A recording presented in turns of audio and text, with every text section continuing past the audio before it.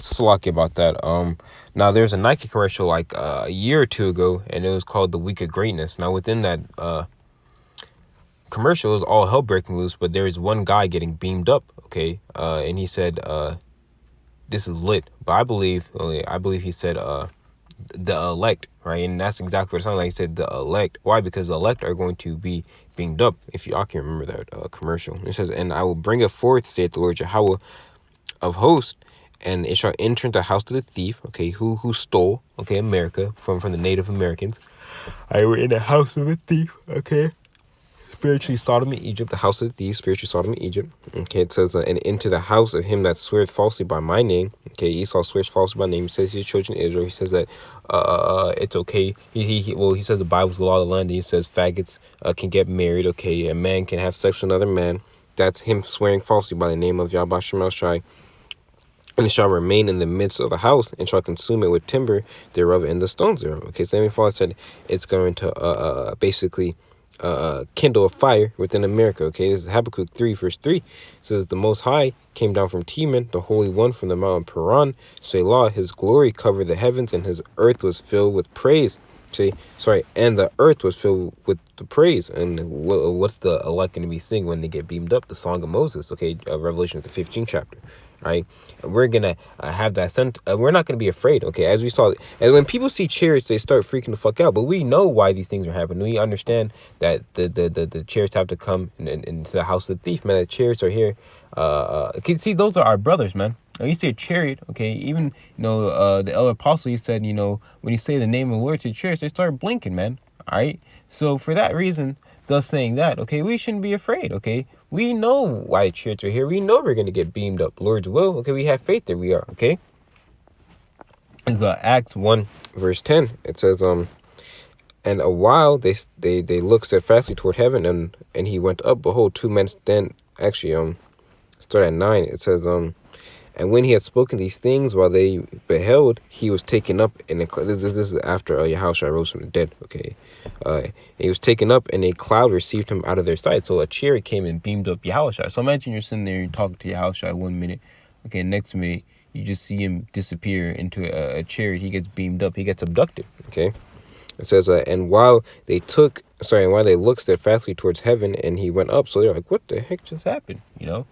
Right? Because of course they had knowledge of chariots, but in order to see a chariot that's high up and just beam up your house, it's like, Lord, where you going?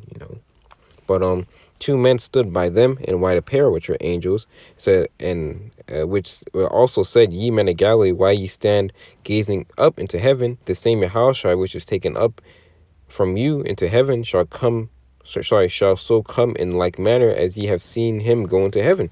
Okay, and that's why it tells you in Revelation, the 1st chapter, it says, "What? Behold, he cometh with clouds, and every eye shall see him, which also pierced him. All kindreds of the earth shall wail because of him. Even so, amen." All right. So when Yahawashi gets back, it's going to be salvation for the elect, okay, and destruction for the rest of the nations. Okay, that's why it says, "And the earth shall wail." But we're going to be rejoicing, man. All right. And the scriptures talk about only with thine eyes shall thou see the reward of the wicked. All right, because we're going to be in those chariots, and we're going to be seeing the nuclear destruction. Okay, Lord's will. Okay, this is Isaiah 26 verse 20.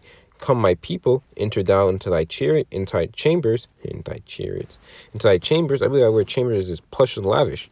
A room, innermost inward part within.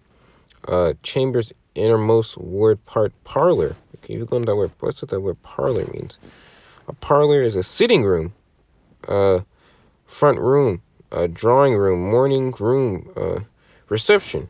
Okay, so we're gonna be within the chariots, watching, the destruction. Okay, chamber, shut thy door about thee, hide thyself as it were for a little moment, until the indignation be overpassed. Okay, until the indignation be overpassed. The indignation is what? The nuclear destruction. Okay, and we're already getting ourselves prepared spiritually for it. So how much more when these things actually happen mentally? Because as is written, Isaiah 33 verse 6, "Wisdom and knowledge shall be the stability of time and strength, salvation. The fear of the Lord Yahawashi is his treasure."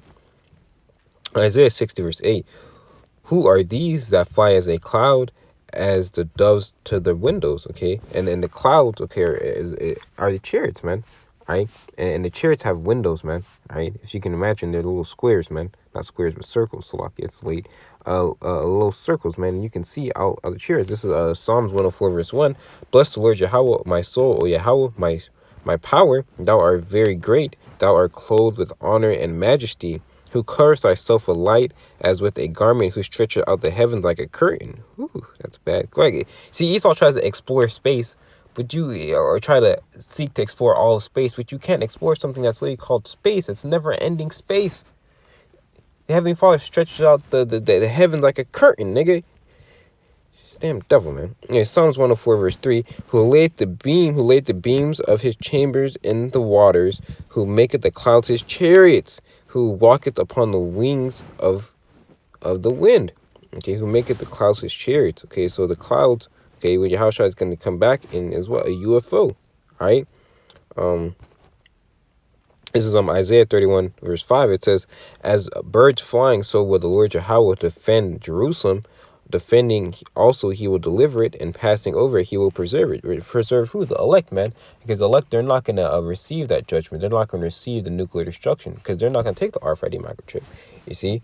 So the angels are writing down these things, okay? And these chariots are going to come into the house of the elect. So as Tracy Morgan said, I'm pretty sure they come in peace. Well, they're going to come in peace for the elect, okay?